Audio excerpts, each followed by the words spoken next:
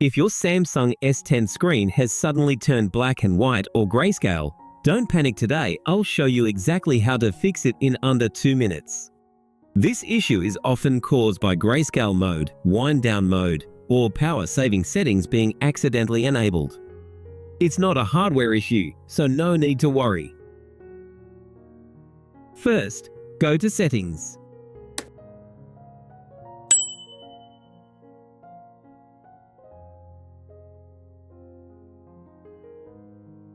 Move down and then tap on Digital Wellbeing and Parental Controls. Again, move down and tap Bedtime mode or wind down. Tap on Turn Off option. And that's it. Your Samsung S10 should now be back to full color. If this helped you, make sure to hit like, subscribe, and share with someone who might need this fix.